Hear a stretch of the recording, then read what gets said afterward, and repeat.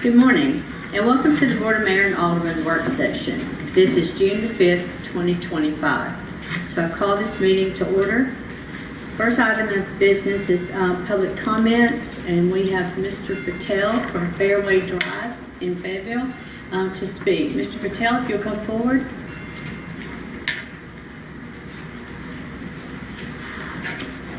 Sir, you have 3 minutes to speak. We will not interrupt you or engage with you because we want you to say what you have to say within 3 minutes, and you'll need to speak directly into the mic so that the audience can hear you, okay? Yeah, thank you. Absolutely. Good morning, and thank you so much for allowing me the opportunity to speak during this morning's public comments. My name is Sahil Patel, and I'm speaking on behalf of my family regarding the proposed removal of the current cap on liquor stores in our community. This issue is not new to us, in fact. It was brought before another board in 2022 by my family as well, as we sought to open another liquor store at the time.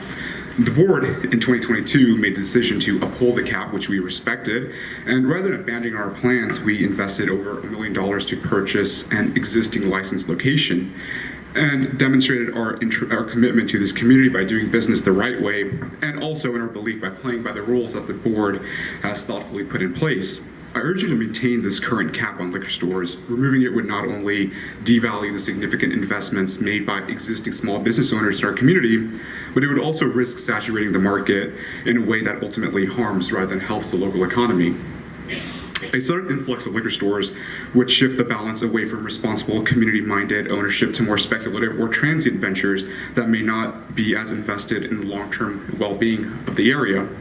The cap, as it stands, supports a stable and predictable business environment. It ensures that those who do enter the market do so with the serious intent and sufficient investment rather than flooding the market and driving down standards in the process. Once again, thank you so much for your time, for allowing me to speak here this morning. Thank you, sir. Thank you.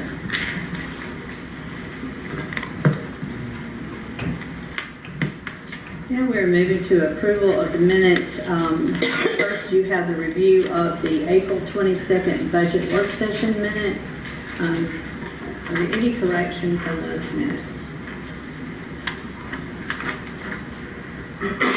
Those minutes will move on. All of these, Debbie, will move to the board meeting for approval. Also, a review of the April 29th, 25 budget work session minutes. Are there any corrections on those minutes? Hearing none, we'll move to item C. This is a review of the May 9th, 25 budget work session minutes. Do I hear any corrections on those minutes? If not, those will move forward to the board meeting also. Item D is a review of the May 19th, 25 budget work session minutes. Do I hear any corrections on these minutes? Hearing none, those will move also to the board meeting. And item E is a review of the May 8th regular work session minutes. Are there any corrections on these minutes as presented? Not, those minutes will stand approved. Moving now to item 4, we have no request for public reports or action. Moving to the department reports.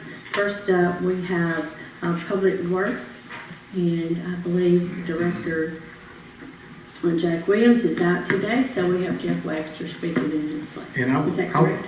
Yes, I would do the items that we have for committee, and I think Jeff would do the department updates. Okay.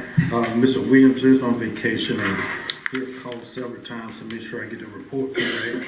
But number 1 on his report is the selling of equipment and vehicles on GovDeal. There were 3 items presented to the committee: the gooseneck trailer, the paving machine, and the 1979 water truck. These are vehicles that he feel like a holder and he have no use, that he would like to permission to put on GovDeal for selling. Any comments on that? Okay. His item number 2 is the street paving. He did put out a bid with the help of Mrs. Williams over here, and Lincoln Paving was the only bidder for the pavement blanket bid. And he said if approved, they can fall right in line behind the work that FPU is doing on the square. So he's asking for consideration of Lincoln pavement, and he said that Mr. Gross is expected to be here if we have any questions. Okay, this might have been talked in the committee meetings, but I know that some of these, like the grinding is depending on how much concrete is there, the different mixes. But is there about an average that he has found that how many miles of streets we can repave at a certain dollar value?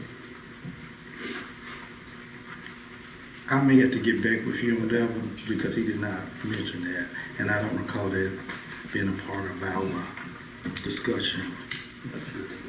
Yeah. I sent you an email. I have to talk to him right Yeah, afterwards. that's So Kevin, is this the time that we should address in the specs of our bidding where if the pavement is dug up, that it is to go back with concrete? we And, can. This is very expensive when you're having to mill this concrete because they have to use a special grinder, the way I understand it. And I think the way that FPU now is filling, and Mr. Verdine, if you can correct me, the way that they fill the hole now is with fillable. Okay, and then they add the pavement mix on top of, whereas in the past, they just filled it and it seemed to sink and create holes or bumps in the pavement. So is this a time that we can discuss this It would change be a in the good specs? time. Yeah. As a matter of fact, Mr. Williams and I have had that discussion, so this should be an appropriate time. Anybody else have any comment on that? Should we? So you suggested that instead of using concrete, we go with the hot mix in the holes moving forward? Due to the way that FPU is now filling where they have done their work, it's a different product. Which is a change from just filling it with gravel way in the past like we used to. And the concrete at that time was a better solution. But now we have hot mix that comes up and it doesn't sink down as fast. Bree, you want to speak on that, Sure. just to kind of about the fillable product? Yes, ma'am. Well, on the state highway, which we're working on now on the north side of the square and on the west side of the square, which belongs to TDOT, so we have to meet their specifications in going in and putting gravel, then we have to bring up flowable fill within a certain amount, then we have to pave what we're cutting out. Now, on your south side and east side, which we hope to get started on next week, you know, if the city would allow it, we'd like to go back in there and put the flowable fill and pave it half before we're going to be able to split with the city, because they belong to the city. Those streets belong to the city. So, you know, if the city would pay half, we'll pay the other half where we cut, you know, to the half, and we could work together on that and be less expensive on all of us of going in from concrete and coming back and milling it out. Because we also got the strip that goes from Franklin up to the corner of Market up here. So unless we do something different there, you know, it'd be concrete, because I don't know if that's on the paving list, I don't think. But anyhow, it's however y'all want to try to work it out. I know that FEU will do what we can to make it work, to make it better, and so it's whatever direction y'all want to look at going. Will this also work in areas where you're digging the streets to repair water lines? This will work on any repairs. This could work on any repair based on if y'all change how you want to do it. So, you know, because like 3rd Avenue over there, we got a lot of work to do, which we're going to pull off the square once we get around and go to 3rd while school's out and get that part done. So whatever y'all would allow us to do as far as the flowable field and the gravel, I think will work best for all of us, but it's whatever y'all want to do. Okay, thank you. You're welcome. Any questions for Mr. Dye, or any questions about changing the specs of how we've done this? I see nothing wrong with that. I'm for getting away from concrete.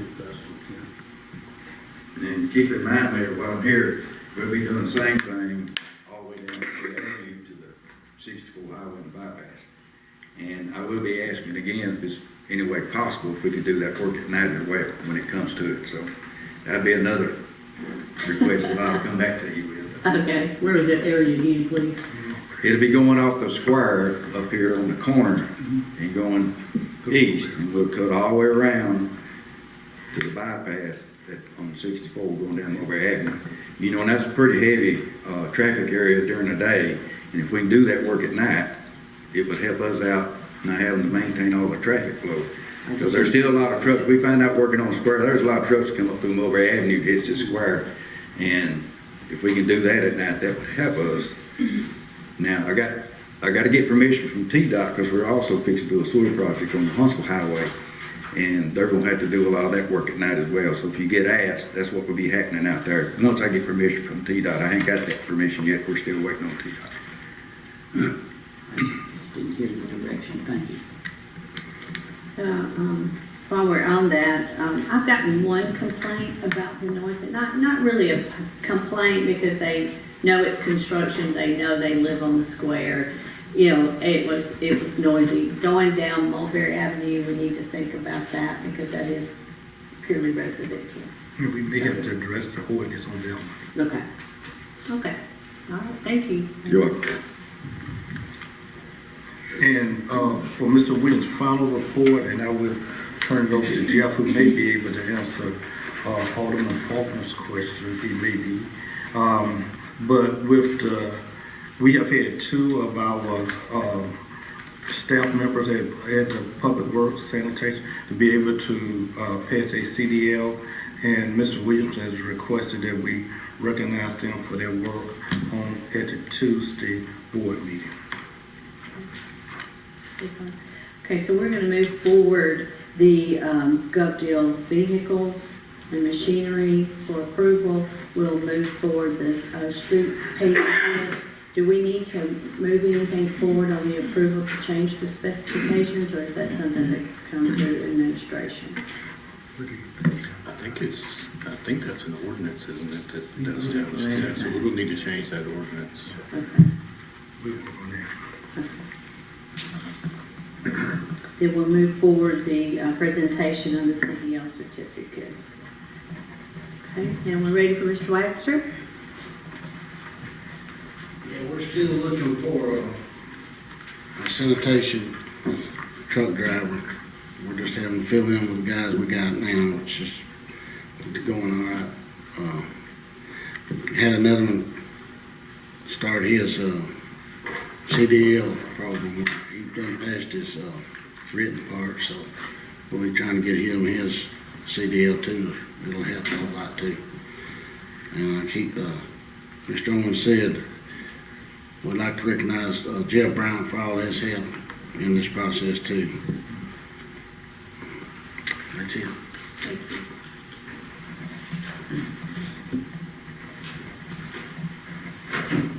Okay, any questions about Public Works? Okay, then we'll move to the Police Department. Chief Jennings. Morning, Mayor and Board.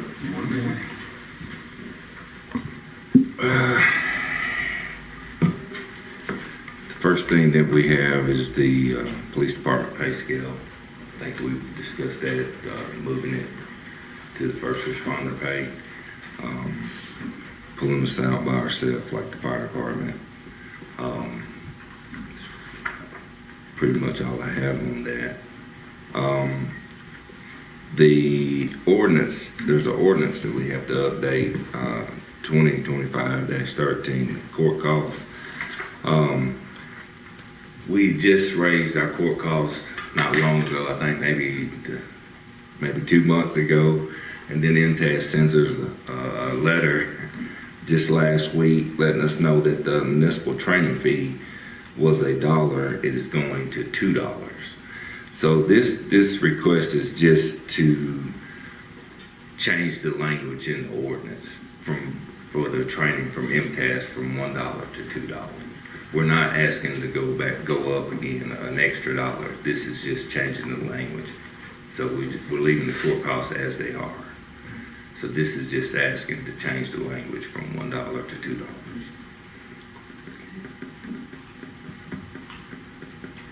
questions? Okay. All right, we're also doing some internal budget revisions for the police department, moving money from the education and training that was left over from the year.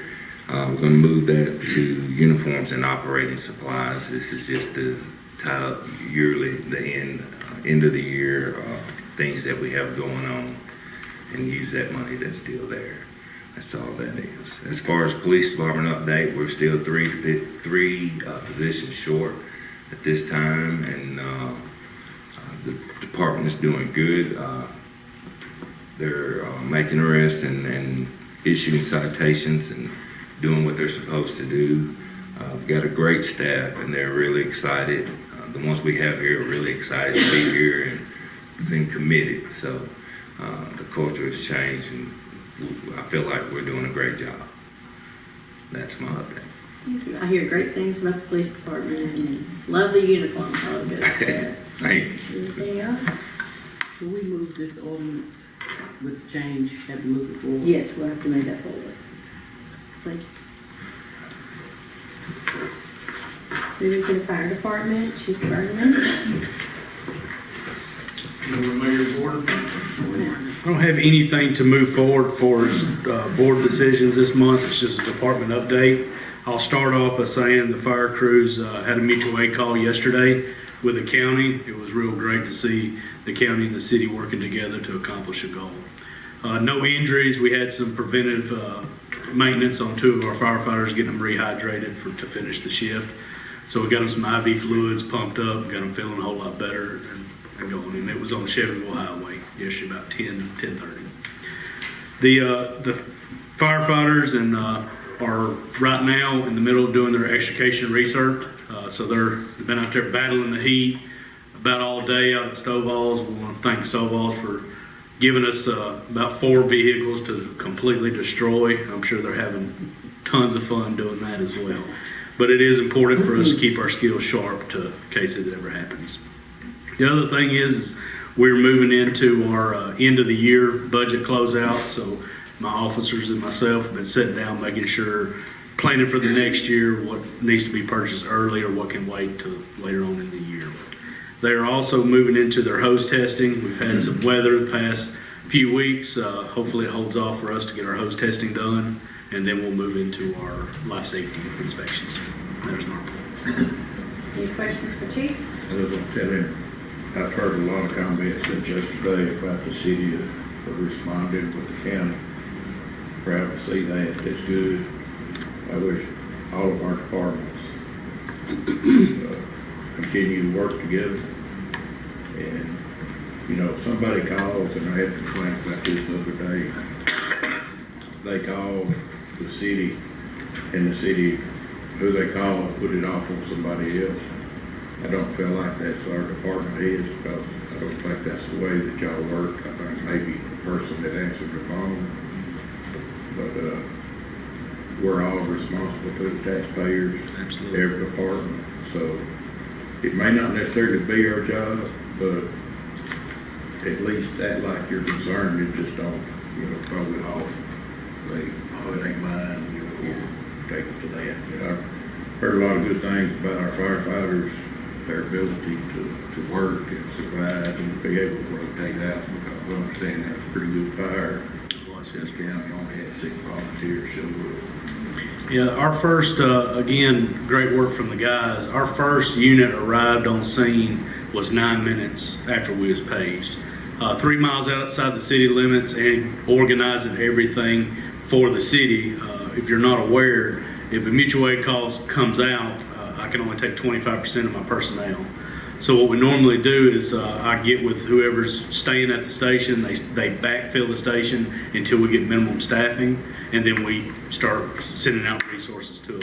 So 9 minutes for the first, I guess, manpower on scene was pretty good, and then I think it was 14 minutes after that before the other apparatus got there.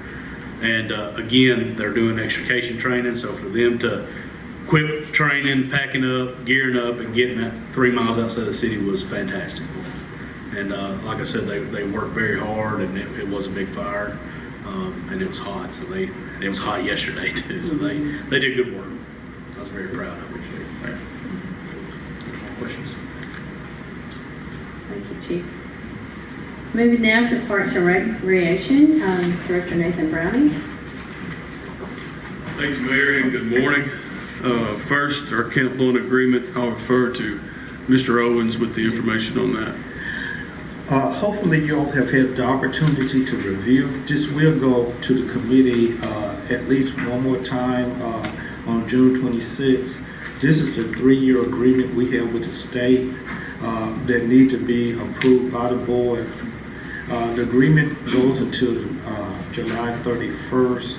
I do have a meeting with the state, well, a phone conversation on Monday with any concerns, but if you all have any concerns, please let us know. We do have a chance to mark it up.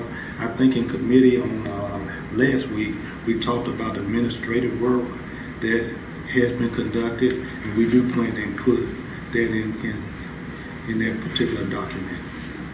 So the one that's here on the iPad, it's the highlights, is that marked up, or is this what the current agreement is? So I think you got a copy of mine, but those are some of the things that we were just wanting to ask when we met with Mr. Colton. Yeah. About a month ago, some of the things we wanted to ask their position, the Camp Blunt Foundation's position on. So that's what the marks ups are, pretty much. I think they were pretty much from me.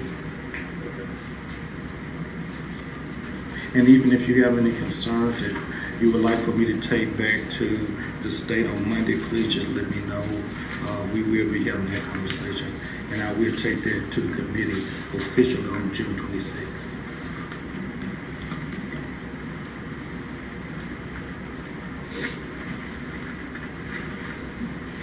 This is a on this Camp Blunt contract, and for the public's information, we do not receive any money from the state as far as upkeep or operations of Camp Blunt. It is not a state park, it's a historical site, but it's listed throughout the state's documentations about this historical site being located in Lincoln County. However, they do not provide any money for the upkeep. The city is responsible for the restrooms, the city is responsible for the mowing, the city is responsible for the bush hogging, they are responsible for keeping the trails clean, they are responsible for any maintenance of the buildings out there. So, we need to keep that in mind, take care of this property the best that we can. Occasionally, we do get appropriations, I think, from our legislators maybe, and we got that in the past to for the camp, for the cabin, and for the shelter out there. But we have no control over it. The state tells us what type of events we can have there and when and if we can have those. So just a little bit of information about the Camp Blunt site and what the city has to deal with on this. We are very appreciative of the Camp Blunt Historical Committee because they put in a lot of labor also, and that is great to the city. So. In addition to what the mayor just mentioned, we also we keep all of the money in our account, so Loretta has to do all of the accounting, as well as Debbie and Natalia, they do all the procurements whenever they do a bid out. So Debbie and Natalia work very closely with Colin Wakefield to put out any bids, any construction, any services that they have to bid out for. Okay, any questions on it? Yeah, I have a question. I'm not familiar with the difference between the historic site and the state park piece. Was that ever attempted for it to be a state park and that was just shut down, or have we ever approached that with the state to make it a state park? There was discussion early on. There was discussion about that, but I think, according to the state, it will remain a historical site. the little research I have done on it, there are certain things that need to occur before it can be designated as a state site. I don't know whether we have ever gone through those efforts, but there are certain requirements that the state will make that land be in order to be a state site. And once it is a state site, it's pretty much designated funding from the state. As the mayor said, all of this happened prior to our tenure, so, and we don't have a lot of notes about what went on in the early part, but I'm sure the state doesn't either, so. Yeah. That's why I'm saying, you know, it may be that person that answers the phone, it's not my problem. So Yeah. if it's beneficial to the city, I wouldn't mind seeing, us pursue that.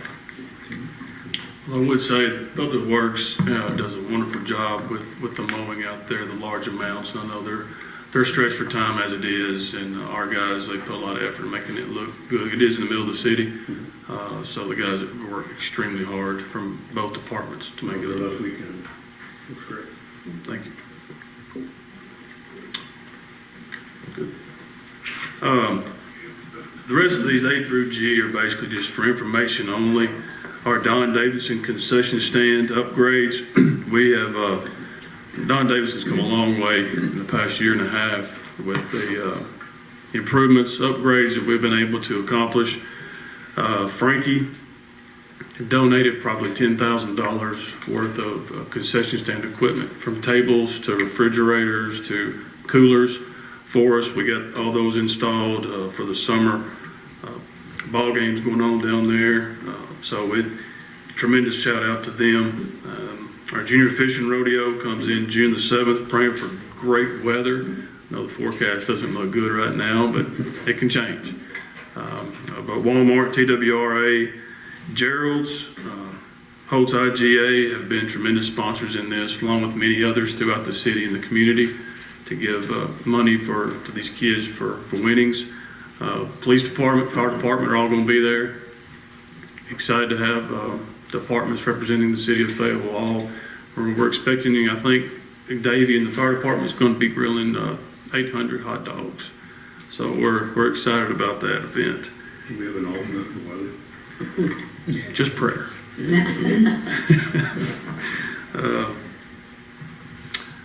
Restrooms at Stonebridge and the tree damage. The restrooms at Stonebridge, I don't know if you've noticed, been there a while, the bottom part of our restrooms looked awful. We were able to save a little bit of money to make sure we had everything covered for the end of the year, and we're able to address those issues. We've taken all that bottom part out and put a different design there. It looks really good. I think it does. Hopefully y'all agree with it. But we've taken some initiative to make it look more presentable for our residents over there. We did have a tree to come down right there beside the stage. It was a rather large tree that provided a whole lot of shade for us. Unfortunately, when it came down, we started the insurance process. I thank Monica and Human Resources for being on top of that. We had it all cleaned up. It's good to go. The stumps have been removed. So a lot of the businesses around town have really jumped on that to make sure our park stays as good as it can be. But it was down. We still have some things we have to do out there to get it back to full capacity cosmetically, but that process is in the works. ADA update, our stalls for bathrooms for Kids Park and Stonebridge have come in. We're looking for the right time once we get caught up on all of our cutting to get those installed for our residents. Also, the arm rails are here. Again, just waiting for the right time to get those installed for our ADA. Let's see, pool is open. We had to postpone a couple of days due to some algae. I just thought it was the right call to do. I really had a hard time having our residents come in the first day and it looking the way it did. But we were able to open up the Wednesday. I think we only had to rearrange one scheduled party, and they were more than happy to work with us on that. But we're having great attendance. And this is without our slide right now. So a lot of excitement. I've made daily visits down there just to make sure everything's going well. Miss Bridget's doing a great job and her staff. Lifeguards, I think we have a record number 18 lifeguards this year. They're excited, good group, working hard down there, and so we're excited about the pool. Slide, the parts are in. We're looking to get an installment date. I'm also waiting on information back from Corcat to see if we can remain open as much as possible while they're installing. So I'll hopefully have more on that throughout the next couple of weeks. And important dates, Men of Virtue, Ladies of Virtue will be the 17th of this month. Our fireworks Independence celebration will be the 28th. And I'd like to thank Chief Jennings for the bingo experiment, we'll call it. How did that go? It was great on the record. He did a great job. He did a wonderful job. Very thankful for Ladies that. chew him up. A little bit. Double after him. So we're looking for the next volunteer. Whoever wants to show up for July. Everybody will be in a good mood in July. So if anybody is interested in being our bingo caller, I think our participants had a good time. They did. Had a really good time. They do it with love. They do. They do. It's fun. So. Constructive criticism. Let's see. So our bingo will be July 7th in July, and that's all I have for dates. Recreational crew. I can't brag enough about these folks. With 140 something acres and the way the rain's been, they are on top of it. We've been down 2 mowers pretty much the whole season. Public Works has been patching them up as soon as they can get them done for us, and we're out the door until we tear them up again. So big shout out to them for keeping us rolling, and just know that our guys were cutting at 7 o'clock this morning, trying to get everything looking good for the weekend.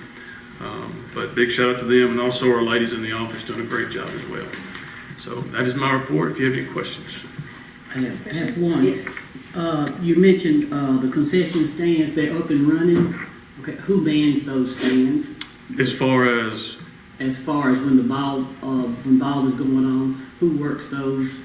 Miss Jackie Hamlin is our adult softball representative, and she finds those people to run it when we can. I don't think we've been able to do it. We've had food trucks in the past. I've been trying really hard to get concession stand workers for just Little League Baseball, and it's tough. So a lot of times if teams will rent out the fields, we'll have everything. They bring everything that they're going to sell, and they take everything when they leave. Okay, didn't understand that. Yes, ma'am. One question, Nathan. Did Regina Locker from South Central Development District get back with you on that grant for reimbursing pay for these lifeguards? The last time we spoke, she said if they did receive that grant, it would be after July 1st. Okay. I know that helped last year. Yes, ma'am. With the pay on those lifeguards. Okay, any other questions? I just want to tell Nathan, thank you for everything he's done. There's a lot of ideas that I wanted to see come to pass, and they're happening, and it's because of Nathan's leadership and his staff. And I was at the ball fields the other night, and we had 3 fields going, and the parking lots was full of that, reminding me of growing up here in Dayton. Thank you very much. Appreciate it. Got a good crew. Thank you, Nathan. Thank you. Moving to planning and codes, we got a slash team today. We have Jill Smith, the city inspector, and director Christy Gentry. Thank you, Mayor and Board. I'm going to let Jill talk about the first item. It's for informational only, but it's for a Brownsville grant opportunity. She's kind of been the lead, leading all the email chains and all the contact with Lisa Cross and the representatives. So I'm pretty sure all of you are familiar with the Craft Building. It's at Stonebridge Park. It's been an eyesore for many, many years. So the past 3 years, I guess, since I've been here, I have been just pushing and pushing and pushing for it to be clean, something to get done there. So this is where we're at now. I contacted Lisa Cross. She contacted the Brownsville people. There's a couple of them. And then we also are working with South Central. We now have got a 100% grant from South Central to let Brownfield come out and do an assessment report. So they're gonna go in there, they're gonna look at the whole building, they're gonna write up what's in it, asbestos, lead, just anything that is in there, and they're gonna send it to the state. Then that is gonna give us, I guess, grounds to negotiate a price. I don't know if we want to do the next step, but the next step would be us purchasing the property. And then after that, we can get a Brownsfield grant to have it demolished. We would like to see this part of our park.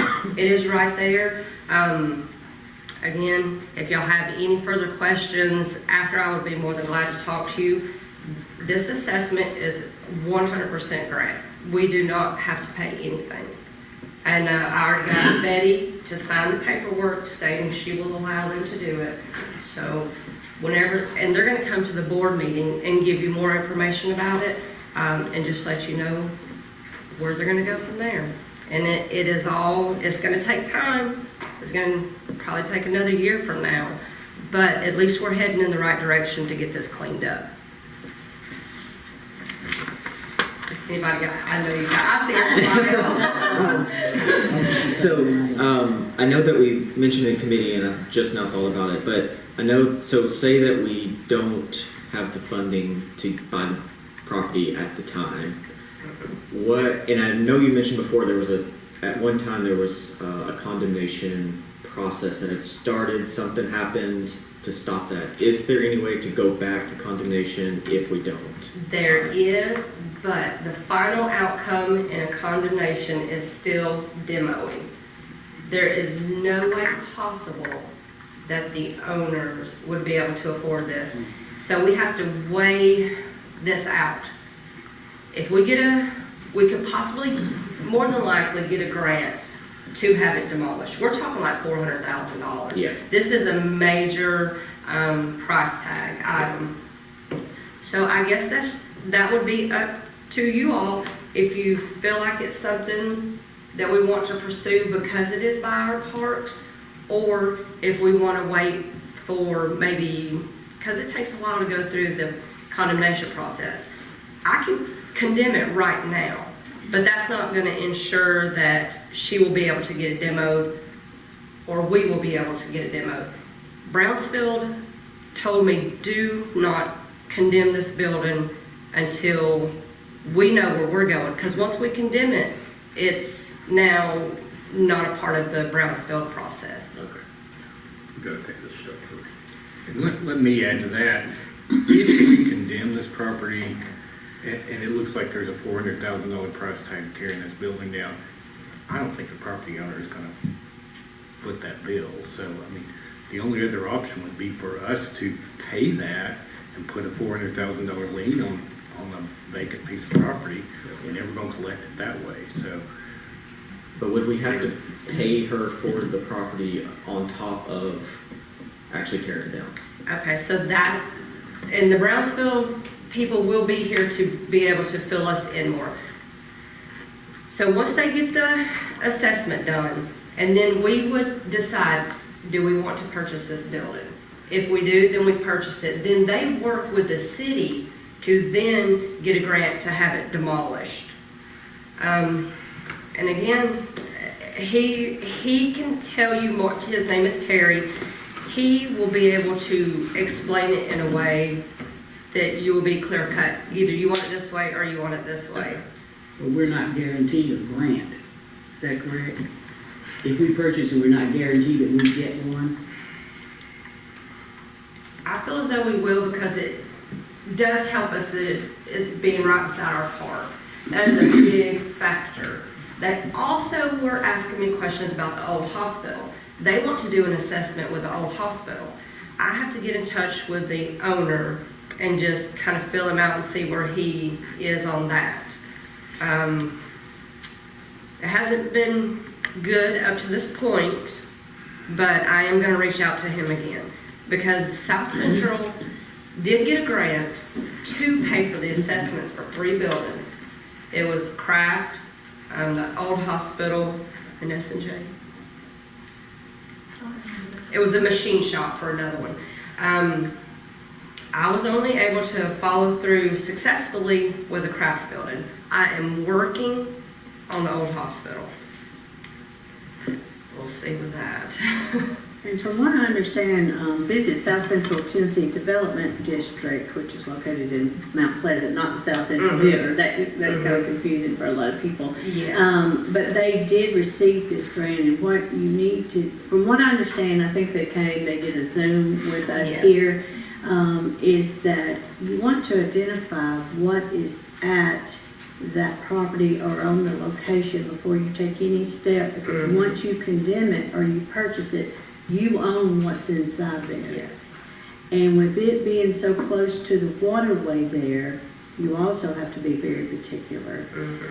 Also, what is, they may identify in the building might not be recommended in the future for it to be a playground for children. So that you want to know all of those things before you take that next step. And, you know, that's what kind of what they talked to us about. But luckily, they got a grant just for us for 3 properties, but they're doing this in 13 counties. They receive a multi-million-dollar grant to do this. And the state is really pushing for people to clean up their communities, especially industrial buildings. So the grant that they got for us, it was 3 buildings, but in other counties it's more too. So Yes. And I think what made the craft building stand out is because it was by the park. They asked me so many questions like, what do you see for the future of this area? What is it beside? How would you use it? And when I told them it was right there at one of our main parks that a lot of people visit, and you can see it going through the middle of our town, they're like, okay, we're going to focus on this building. So I think with it being by our park, we are more apt to get a grant to have it demoed. and we have a willing property owner. Right? Yes, Very willing. absolutely. That helps. And to kind of add to that, anytime like they're dealing with the Brownsville grant, you do have to have that vision. They don't want to just tear something down and it's set vacant. They're not given the funds for that. They want redevelopment. Because when we were actually, the property owner, Miss Lawrence, was actually trying to get us to purchase it, kind of when we were going through the process that you were alluding to. And the South Central had just got this money and they're like, no, stop that process. Wait, let us make sure we can do this assessment, because it still needed to be in the hands of a private property owner. If we took ownership, that could have messed the whole process up. So do we need to move this forward till Tuesday night, and at that time the representatives will be there to speak? Yes, ma'am. And then will we vote on approving, applying for the grant, or what's the next step? This is just information on that right now. Okay. I think Jill and Christy, they're starting to work on it, and as the mayor said, we did have a meeting, about a month ago, and so they're just giving us the information. It's a very competitive grant, and from somebody who has dealt with it in the past, we're very blessed that they're considering us now. I mean, I have dealt with the EPA office in Atlanta with this. I mean, it's a real big plus for us as a community to be dealing with this. When I was in Tuskegee for a year, we won one, and it was a big boom for Tuskegee. It was a 5-year process afterwards that is still going on now, but it was huge for the community, and it spurs out a lot of economic development after it's done, so it can really help us out a lot. We're in a good place right now just to be considered right now. And the speaker was asked to come today Right. to speak to the board. They had a conflict of schedules on their coming. She is traveling from Indiana, Ohio. She's traveling here from some other state. Indianapolis. Indianapolis, yes. So they have to plan for the trip. No other questions about that? We'll move on to the next item. Okay, the second item on the removal of the liquor cap, it came out of our committee meeting to be brought up to work session. We were approached, our department was approached from a developer that was shopping Fayetteville that potentially wants to, or could want to open up a new liquor store in our city. And once we told them that we currently have the 4 cap, they're all filled, they asked if the board would consider either changing the number on the cap or removing the cap completely. We felt as though it was best for our department to take it to committee for discussion, just because we were asked about it anytime there's potential development or questions. We want to be transparent and bring that to the board. I know that it was discussed 3 years ago in 2022. Several board members have changed and weren't part of that previous discussion. So we took it to committee and then it was recommended to bring it to discussion at the work session. So that's kind of how we got to this point. And so what says the board? Currently, we are capped at 4 and have been at 4 for quite a number of years, right, Johnny? I know. Okay. So, discussion?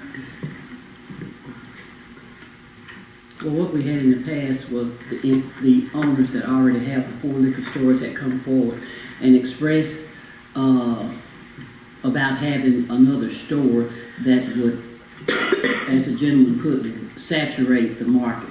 And for the number of residents we had for the number of stores, at that time we felt like that was adequate for the city.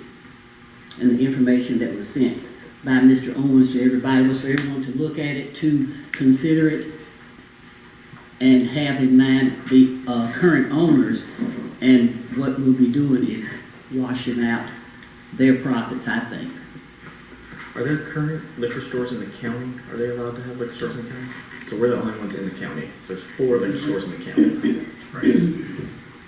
When we went through this last time, I supported removing the cap.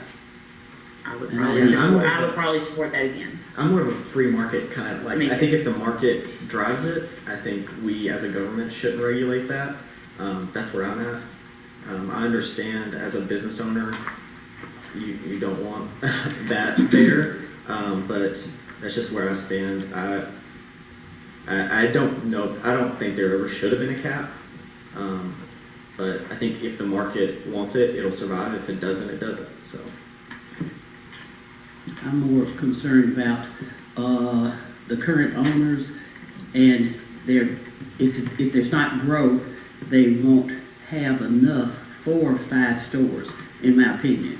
So that's the angle that I came from, so that everyone can have their same profits without sharing the profits that they already have and just washing it out. That's the reasoning. And possibly having someone having to close with prices of everything going up. Another information in the letter that was sent out, Mr. Hill had provided us with an opinion at that time. And local areas around us have grown, and I think they've opened up their caps. I don't believe their caps are still the same. That's something that I will verify and see where they are, because they're growing, they're opening up too. So I did call around to most of the cities on that list that had caps, just to, a lot of times when you pull something up on the MTAS, somebody's code on the MTAS, you're not necessarily getting the right up to the second version of the code. So I did call around and make sure most of those places had not changed their caps, and none of them had in the last 3 years. Of course, the Franklin County, it was a little more than 3 years ago. It was right before we looked at this before. They removed their cap, and I think at that point they had a 4 cap also. And I think now you see there are 6 stores in Franklin County. So make of that what you will. Yeah, I look at it from the business side as well, but I also want to protect the current owners. But there is a housing just on the other side of the state line. And if we can grow that, that's 500 families roughly that they're looking at growing in that area. So that may be something that grows our market as well. But they're across the county line, correct? We're across the state line. That's what I meant, sorry. Well, county and state.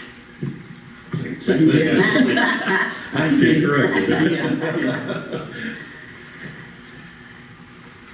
Okay, so does the board want to move this on for a vote? Do you want to move it on for a vote on I think Tuesday? we need to move it to a vote, because I don't think we need to send a message to anybody looking to relocate or maybe opening a business that we're just closed-minded, that we're not even really gonna take it in Yeah, consideration. and I'll also mention this point. Growing up here and always hearing, I mean, it was always the town doesn't want to do, it's close to everything. So when I got elected, I knew I was never going to be that person that wouldn't at least look at that opportunity to have something new. I was never going to be the person that would vote to close and not have anything. So that's where I'm staying from. It's just like growing up here and knowing that I'm not going to be that person that says no to something like that. So. Did we call for a public hearing last time, or We was did. it? We did, okay. Do we want to do that this time? You have to. Okay. Do you have to call a public hearing? I thought we just had speakers at our work think session. so. Oh, was it a public hearing? I don't think so. I think we just allowed speakers. Okay. I'm sure the public comment section will cover the. Do you have to have a public hearing? I'm aware of a public hearing requirement for something like this. I'll double check I know we that. can get to do. I mean, I can. Can we make sure that all the owners are informed so they can come speak Tuesday if they want to?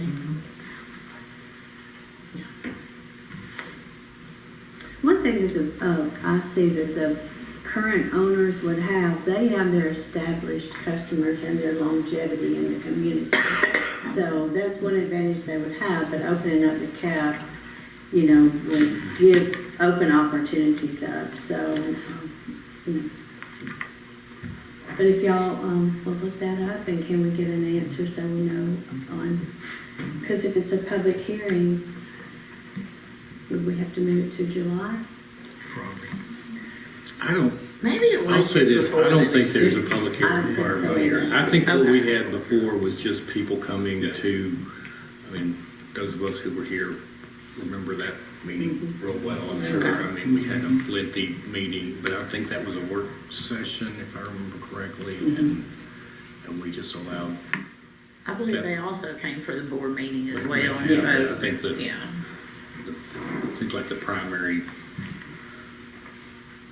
there was one particular owner that spoke for a considerable length of time, and I think that was in a work session. I don't think that was a public hearing. Okay, so do we want to move it to Tuesday night for a vote? Okay, I'm good. okay.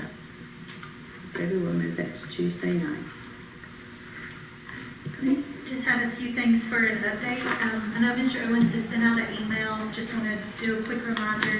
By June the 12th, if you could have your comments, questions, or revisions back to us on the inoperable vehicle units. We also discussed this in our committee meeting and are taking it back to committee, but we wanted to get all the board's comments. So if you could return those to either Mr. Owens or someone in our department, we're going to compile all those and take it back to our committee on June 26th for further discussion and or trying to put together if we want to update the law or how we want to update it. We will. Do we find out anything about the law that Boss Mayor Bradford brought up prohibiting us from anything, or do we just need to look at that back at the committee, John, and make sure that we're... I haven't studied that as much as I want to study it Okay. because I knew it wasn't coming to work session today. Okay. So I had looked at that a little bit, and I'd like to just probably address that again at the next committee, if that's all We right. have 2 meetings prior to committee to address all of this, so we can be prepared. Okay. Okay, so just get your comments to either Christie. So in the email, I asked for Garrett or myself, if you Okay. give it to one of us. Okay. We also do have a court hearing on June the 12th for a property maintenance case for the as for the removal of debris and an old trailer frame. I know several of y'all have got calls and comments on that one. We've been working on this one for a long time. So hopefully we will have some resolution on that case on June the 12th. And then also we did finish up, I know a couple of the guys have already mentioned they're working on end of the year budget things. We were able to get our bed liner and side rails installed on the plane and the coach truck. And we were able to work with a new vendor, and so we passed his information along to Mr. Williams because he's over the fleet management. He potentially may be able to work with this new vendor on any new vehicles that we get for the city. They were really good to work with and really appreciative of the business. And they also work with other municipalities. So that may be something beneficial to the city in the future. And then Mr. Owens had mentioned we've got several legal and planning meetings set up, I think is the title of them. We're working on several different ordinances and things that have been coming to our committee, entertainment district, inoperable vehicles, potential increase in maybe a permit fee schedule, things like that, that will take, several weeks, months to get done, but it is something we're working on, and we've actually set up about a month and a half worth of meetings so that we can kind of stay on track to make sure we're getting the information back to like the committees and meeting cycles. So that's what we're working on. So now y'all know why our committee always runs over together. So times It's not may just be my fault. adjusted. Times may be adjusted on committee meetings because of that. I know that we sent to MTask our municipal code book for them to review. There's a backlog there, and we've been working on this several years, so I would like to see us look at least 2 issues, have 2, working on 2 at a time. We can go ahead and clear those up, and when MTask gets to us, we've already taken care of some matters. But I don't want to see us just sit and wait on MTask to do this. So what does the board think about that? I mean, I know it's going to come through the committee, but looking at different ordinances to update them and get that done. Yeah, I think now we got 2 on our plate. Yeah, that's kind of what we're doing with the inoperable vehicle, and then of course the entertainment district move forward. That would be something new, but We that. actually have 3. Yeah, now that's it's 3. But yes, that will be. We're just trying to not take up so we need to be able to get these completed and moved on. And when we do finally get to the impasse portion of it, then that could just be codified in with the book, because they would at those points that would be updated already. Right. Yeah, because your department has a lot in there, and so. And of course, we're doing all of that and then managing. I mean, we're still in peak season. May was an extremely rainy month, so that got a lot of people behind on their property maintenance. So we are trying to juggle all of that and be able to get things ready for committee to get back to the next meeting cycle too. Good idea. Okay, thank you. Thank you. Okay.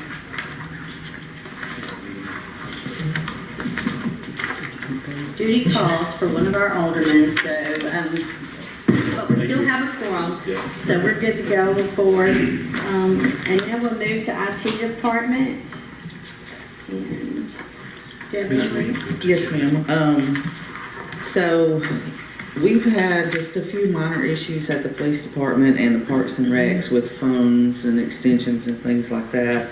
Those were able to be fixed. You all know we've got the new detective laptops that we were able to purchase out of this year's funds, and one of them had a bug. So Mr. Taylor worked diligently on getting that fixed for us, and we appreciate him for that. One of the big changes we had was I added a link to the city website where customers could pay their business license and building permit through a link on the website so that they could pay online. Another thing, we only had 98 emails And that was very hard because we have all our board and aldermen and several employees. So we were able to increase that amount with rapid scale so that we can be sure that we have enough emails for everybody. And that's mainly the main report. If you got a crazy email from me, it was not me. It was a scam, so keep your money and don't pay your money or your children or anything. So that was just, and the IT department took care of that very quickly, so I appreciate that. Okay, if that's all from IT, we'll move to finance. Director Garner.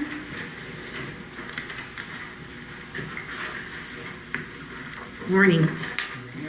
First item is the Fayetteville City Schools, their capital budget amendment. This is one of those year-end amendments to finalize the year. Any questions on that? Move that forward. Yes.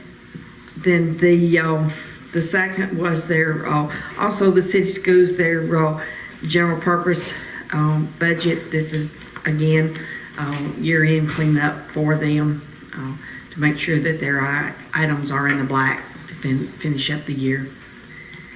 So if we move that forward, the next item was the approval of the Brodius and Associates invoice. This is part of that BOMA project for the Dome project.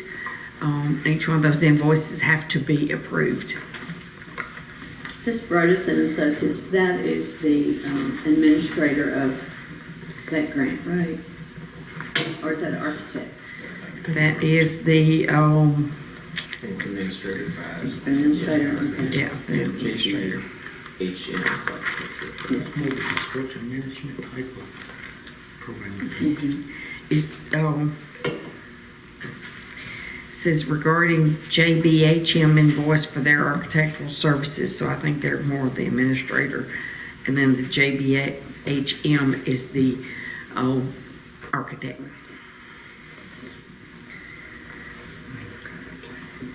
The next item is the City of Fayetteville budget amendment. I have give you out, in addition to what is in your packet, you have a long sheet here, and that shows all the budget amendments for the year, including the very last one that you are approving, and it will give you a total ending budget, and it shows everywhere that's been moved around and where we have proposed to end the budget year for 2024-25 so that we're in the black in all our items. You have any questions on that? We received some mail. Does that pertain to this packet here that was in our mail for today? These it's about the city school system.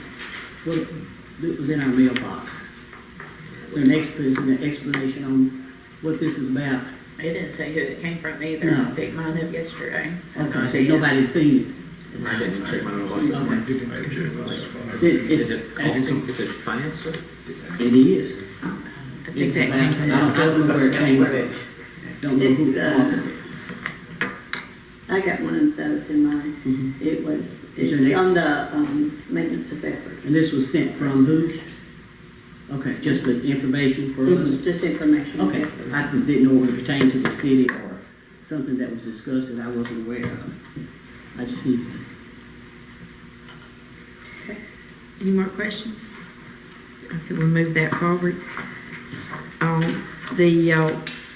The next item, number 5, is the pay scale.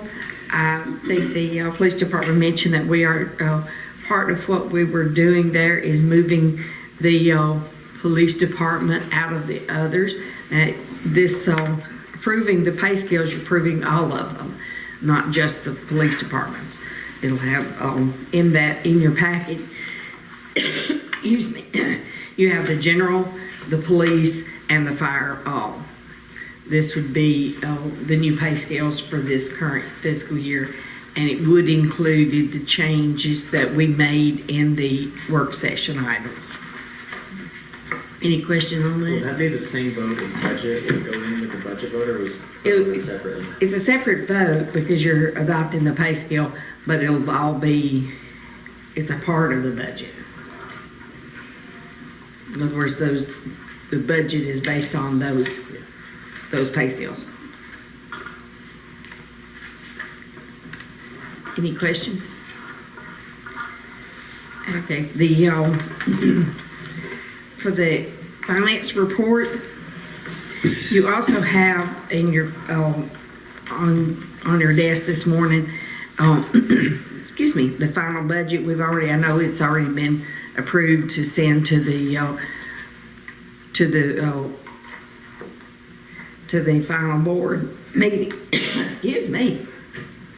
But I had printed out the final copy there for your information, for your information only. And also wanted to note that we will be having an amendment soon after the first of the year to make a few little tweaks that we've noticed. There was one item that was omitted in the error, and just that way, if there's any more tweaks, then we will have that opportunity at a later date. And for the month of May, we received in sales tax $321,879. And this was a 2.7% decrease over April of last year. The state share sales tax that we received in May for March was $78,156. That was an increase of 3.4%. And the occupancy tax was $14,896.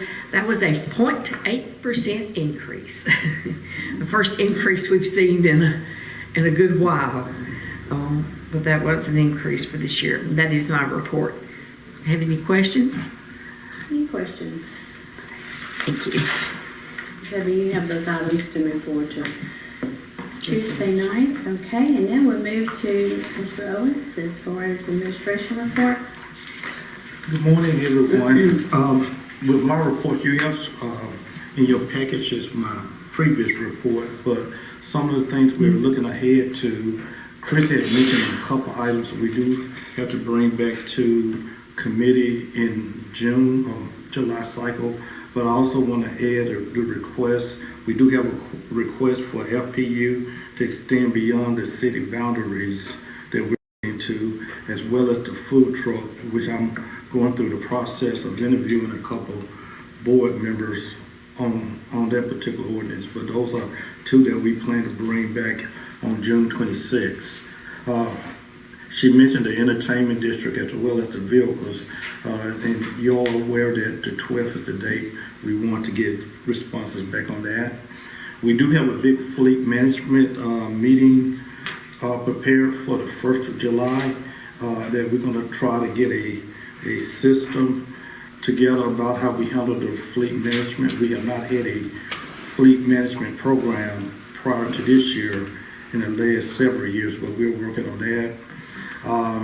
We also had a chance to meet earlier in May with Ms. Cross, and that's preparing for the funding that we have already received on the new sidewalks. So we had several steps that we needed to do on that. We're trying to get that prepared, as well as possibly put in an application late July for more TDOT monies for sidewalks. We are looking at security for the building. That's going to be one of our top priorities when we enter the 25-26 fiscal year. Thank you for allowing that funding, but we want to address security here as well as the parks and recreation. Those are big concerns for us, so we're working on those plans now, and we will have more information for you prior to the July 3rd work session. We have been asked to get information on the proposed park that is out on Highway 64. So we're trying to get that information that we'll be going to committee on June 24th, 26th as well. And also Jack is not here, but we're trying to work with Loretta. We're working with Loretta to get some additional money that's in the budget for paving. As Rick Dodd mentioned, we're looking at paving around the square, so we've been working with Loretta hopefully to get some money that we can apply for that. In closing, we had a big human resource and finance meeting this week. We do have several of the board members that do need to complete sexual harassment and some that need to complete Title VI. Debbie will get with those that need to complete Title VI training, and Monica will get with those that need to complete the sexual harassment training. Jill did not mention, but she's working on our annual TOSHA review, and that's where we do the Tennessee Occupational Safety. It's a big review that we have to do every year. This will be her first time leading it, but as on the 24th, she has already gotten most of the department heads prepared. And with that, I think unless you all have any questions, that concludes my report. I don't remember how I brought this up in committee or not, about the FPU request of beyond city boundaries. I know we discussed it, but I didn't know if we had made a request to, if there's any precedents set already. So I think, I think that we were going to go back and do some research and bring that part to the committee, and Christie has begun that research. Anything else? And you have Questions from two items. Okay, and then item number 2, I would like to send out to the board a short bio on Ryan Dalton. Mr. Reese Howell passed away on the Airport Authority, and he has served many, many years, was a wonderful man. The airport will certainly miss him in the city of Fayetteville, but we'll need to put someone on that board, and I am recommending Ryan Dalton. You have read his bio, and I'll bring this forward for Tuesday night for a vote. Do I have any questions on that recommendation? I was also notified yesterday on the IDB board appointments. The city, we had the appointment on that. Also, we will need to vote on the county appointee, and that is Paul Brindley and Ronald Jean. That comes from the county commission. They have already voted on these 2 appointments and sent it to the city for a vote for Tuesday night. And with that, if we have no other questions, this meeting is adjourned. Thank